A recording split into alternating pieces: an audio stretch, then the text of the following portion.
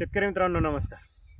बाकाल agro pattern YouTube चॅनलवर मी ज्ञानेश्वर बाकाल पुन्हा एकदा सर्व शेतकरी बांधवांचे अगदी मनापासून स्वागत करतो. शेतकरी मित्रांनो, एकदा या ठिकाणी तुम्ही कपाशी बघून घ्या कशा पद्धतीनं बोंड जे तर लागलेले आहे. रेकॉर्ड ब्रेक पाते धारणा आपल्या कपाशीच्या पिकावर झालेली आहे. कोणतंही झाड जर तुम्ही या ठिकाणी बघितलं आणि कोणतीही फांदी बघितली तर साधारणतः 8 ते 10 पाते एका जे काही फळफांदी तिच्यावरती लागलेले आहे. बोंड पण चांगल्या पद्धतीनं सेट झालेले आहे.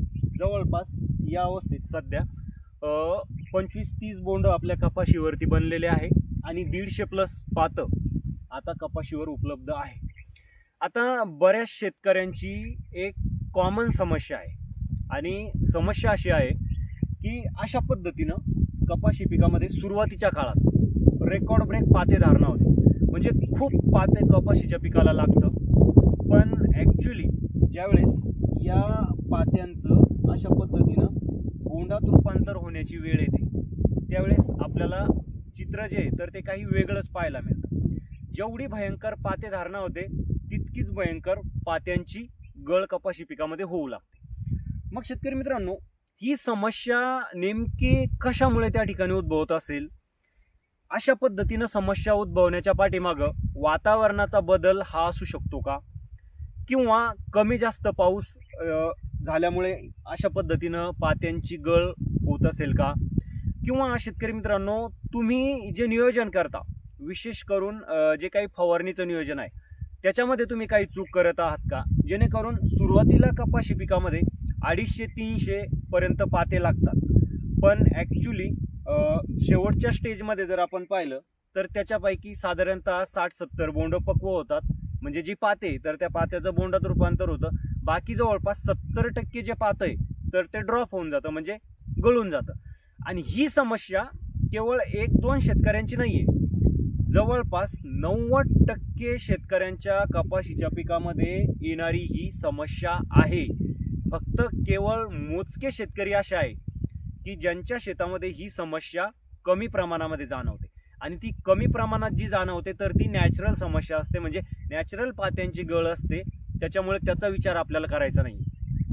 पण जर 300 पाते लागत असेल आणि 60-70च बोंड सेट होत असेल, जवळपास 70% पातं गळून जात असेल, 60-70% पातं गळून जात असेल, मग याच्या पाठीमागं तुमच्या नियोजनामध्ये चूक असू शकते शेतकरी मित्रांनो. तर आजचा व्हिडिओ आपण स्पेशली त्याच्यासाठीच बनवतोय. बऱ्याच कृषी सल्लागार किंवा कृषी क्षेत्रामध्ये काम करणारे जे तज्ज्ञ आहे त्यांना हा व्हिडिओ बघून खाज उठणार आहे, कारण त्याच्यामध्ये बरेच कंपनीचे सल्लागार असू शकतात. त्याच्यामुळे त्यांना हे मार्गदर्शन किंवा हे जे मी तुम्हाला सांगणार आहे तर ते आवडणार नाही आहे, कारण तिथं त्यांचा तोटा होणारा हा व्हिडिओ आहे. शेतकरी मित्रांनो, सर्वांना विनंती आहे, हा व्हिडिओ तुम्ही शेवटपर्यंत पहा आणि तुमच्या सहकारी शेतकरी मित्राला किंवा तुमच्या नातेवाईकाला किंवा गावातील जे काही व्हॉट्सअपचे ग्रुप आहे तुमच्या, तिथं हा व्हिडिओ शेअर करायला विसरू नका. कारण शेतकरी मित्रांनो, हा व्हिडिओ शेतकऱ्यांचा खर्च वाचवणारा आणि उत्पादन वाढवणारा व्हिडिओ आहे.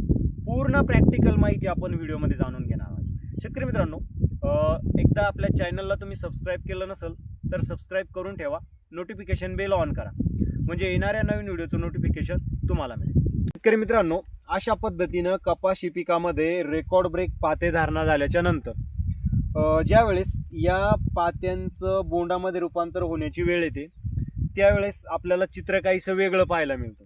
म्हणजे पात्याचं बोंडात रूपांतर न होता जास्तीत जास्त पात्यांची गळ झाल्याचं आपल्याला पाहायला मिळतं. तर हे कशामुळे घडतं शेतकरी मित्रांनो? आता हे झाड आहे, या झाडाला एक नैसर्गिक त्याची ताकद असते. त्याच्यामध्ये एक ॲटो स्टोरेज सिस्टम असतं झाडाचं, प्रत्येक झाडाचं. ॲटो स्टोरेज सिस्टम हे काय तर शेतकरी मित्रांनो, या झाडाला नैसर्गिकरित्या याच्यावरती किती पाते लागणार आहे, किती पात्याचं फुलात रूपांतर होणार आहे, फुलातून बोंडात रूपांतर होणार आहे, आणि त्या बोंडाचं पोषण करण्यासाठी यानं याच्या काडीमध्ये पुरेशा अन्नद्रव्याचा साठा तिथं करून ठेवलेला असतो. पण अशा वेळेस आपण एक मेजर चूक करतो, आणि ती मेजर चूक शेतकऱ्यांना खूप महागात पडते, पण ती लक्षात येत नाही. आणि ती चूक म्हणजे शेतकरी मित्रांनो, ज्यावेळेस आपलं कपाशीचं पीक हे पाते अवस्थेत असतं त्यावेळेस आपण काय करतो, जास्तीत जास्त पाते लागण्यासाठी आणि जास्तीत जास्त उत्पादन आपल्याला मिळालं पाहिजे. त्यासाठी शेतकरी काय करतात, ॲमिनो ॲसिड आहे, फुल्विक ॲसिड आहे, सायटोकिनिन्स आहे, अशा शेकडो प्रकारचे प्रोडक्ट मार्केटमध्ये आहे. तर याचा फवारणीच्या माध्यमातून पिकावर वापर करतात. तर याच्यामुळे काय होतं शेतकरी मित्रांनो, हे प्रॉडक्ट झाडामध्ये फुल निर्माण करणारे जे काही हार्मोन्स आहे तर त्या हार्मोन्सला जास्तीत जास्त ॲक्टिव्ह करण्याचे काम करत असते. परिणामी काय होतं, यानं याच्या काडीमध्ये जेवढी काही ताकद साठवून ठेवलेली आहे तर ती पूर्ण ताकद हे झाड नवीन पाते फुलं लावण्यामध्ये तिथं पूर्णपणे खर्च करून टाकत असतं आणि मग हे झाड वीक झालेलं असतं. मग ज्या वेळेस या पात्याचं बोंडात रूपांतर होण्याची वेळ येते त्यावेळेस याच्या झाडामध्ये पुरेशा अन्नद्रव्याचा साठा नसतो. परिणामी या पात्यांना अन्नद्रव्य मिळत नाही आणि या पात्यांची जास्तीत जास्त तिथं गळ होत असते. मी प्रत्येक व्हिडिओमध्ये तुम्हाला सांगत आलेलो आहे शेतकरी मित्रांनो की पिकामध्ये जास्तीत जास्त टॉनिक, बायोस्टिम्युलेंट सारखे जे प्रोडक्ट आहे तर याचा वापर कमी करा. नैसर्गिक पातेधारणा पिकामध्ये होऊ द्या. जमिनीतून खत व्यवस्थापन चांगलं ठेवा, त्याचा चांगला फायदा होईल, खर्च कमी लागेल. पण शेतकरी ऐकत नाही. अशा पद्धतीनं जर तुम्ही नियोजन केलं असेल शेतकरी मित्रांनो तर त्याच्या पाठीमागं तुम्हाला आणखी नियोजन करण्याची गरज असते. तर ते म्हणजे काय, ज्यावेळेस तुम्ही कपाशीच्या पिकामध्ये अशा पद्धतीनं प्रोडक्ट फवारणी करून जास्तीत जास्त पातेधारणा करता त्यावेळेस त्या कपाशीच्या झाडामध्ये पुरेशा अन्नद्रव्याचा साठा निर्माण करणे सुद्धा तुम्हाला तितकंच गरजेचं आहे जेवढं तुम्ही पातेधारणा तिथं केलेली आहे. तर त्याच्यासाठी तुम्हाला झाडामध्ये अन्नद्रव्याचा पुरेसा साठा निर्माण होण्यासाठी एक तर तुम्हाला जमिनीतून खत व्यवस्थापन करणं जर शक्य नसेल तर फवारणीच्या माध्यमातून अशा वेळेस तिथं तुम्ही काही विद्राव्य खताच्या फवारण्या जर कपाशीच्या पिकावरती केल्या तर त्याची जी काही अन्नद्रव्याची भूक आहे म्हणजे त्याच्यामध्ये जी काही अन्नद्रव्याची कमतरता निर्माण झालेली आहे तर ती बऱ्यापैकी तिथं भरून काढता येईल. परिणामी या पात्यांना अन्नद्रव्य मिळेल, त्याचं बोंडात रूपांतर होईल. तर यासाठी शेतकरी मित्रांनो तुम्ही अशा वेळेस 05234 या खताचा फवारणीच्या माध्यमातून तिथं वापर केला पाहिजे किंवा 134013 हे खत आहे किंवा 81639 आहे, 06020 आहे, 13045 आहे, 04247 आहे.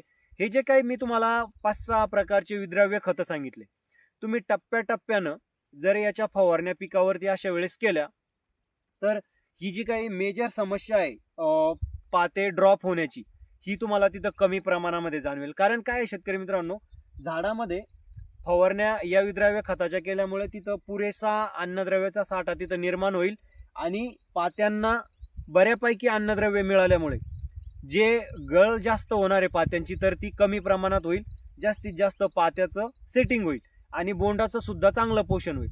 तर त्यासाठी तुम्हाला अशा पद्धतीनं तिथं नियोजन करणं गरजेचं आहे. सुरुवातीला एक तर तुम्ही शक्यतो शेतकरी मित्रांनो फूल निर्माण करणाऱ्या हार्मोन्स जे काही प्रोडक्ट आहे तर त्या प्रोडक्टचा वापरच करू नका.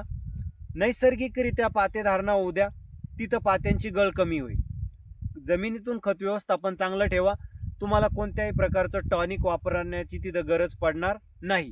आणि जर वापरलं तर तुम्हाला अशा पद्धतीनं मी सांगितलेले जे काही विद्राव्य खत आहे तर त्या खतांच्या तिथं फवारण्या करणं भाग पडणार आहे. तरच तुम्हाला चांगल्या पद्धतीनं उत्पादन मिळू शकतं. शेतकरी मित्रांनो, हा व्हिडिओ तुम्हाला आवडला असेल तर लाईक करा, जास्तीत जास्त शेअर करा.